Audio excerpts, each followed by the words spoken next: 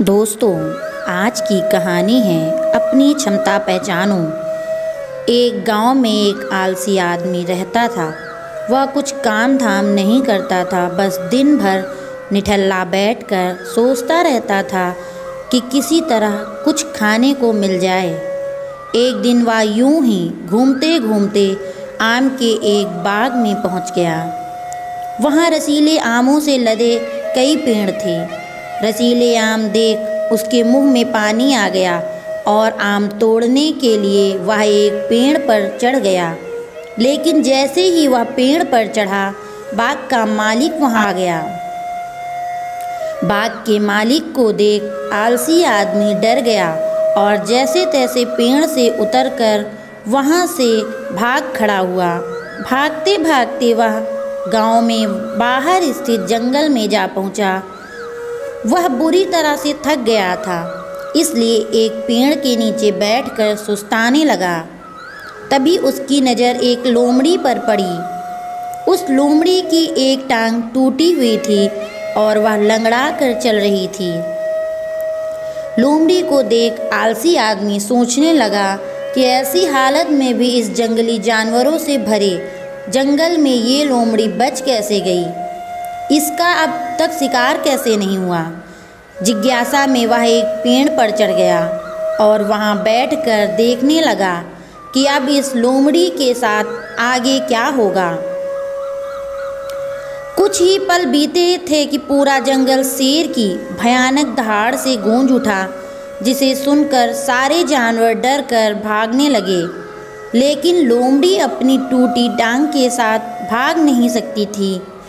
वह वहीं खड़ी रही और जैसे ही शेर लोमड़ी के पास आया, आलसी आदमी ने सोचा कि अब शेर लोमड़ी को मार कर खा जाएगा। लेकिन आगे जो हुआ वह कुछ अजीब था।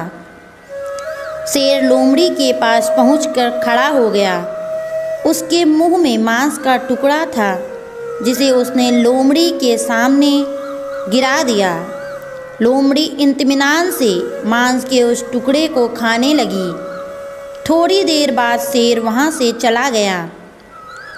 यह घटना देख आलसी आदमी सोचने लगा कि भगवान सर्वे सर्वा हैं। उसने धरती के समस्त प्राणियों के लिए, चाहे वह जानवर हो या इंसान, खाने पीने का प्रबंध कर रखा है। वह अपने घर लौट आया। घर आकर वह 2-3 दिन तक बिस्तर पर लेटकर प्रतीक्षा करने लगा कि जैसे भगवान ने शेर के द्वारा लोमड़ी के लिए भोजन भिजवाया था, वैसे ही उसके लिए भी कोई ना कोई खाने पीने का सामान ले आएगा। लेकिन ऐसा कुछ नहीं हुआ। भूख से उसकी हालत खराब होने लगी। आखिरकार उसे घर से बाहर निकलना ही पड़ा। घर के बाहर उसे एक पेड़ के नीचे बैठे हुए बाबा जी दिखाई पड़े।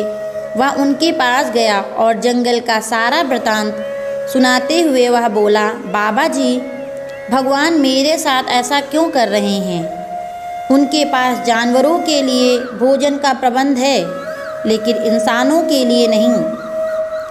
बाबा ने उत्तर दिया, बेटा, ऐसी बात नहीं है।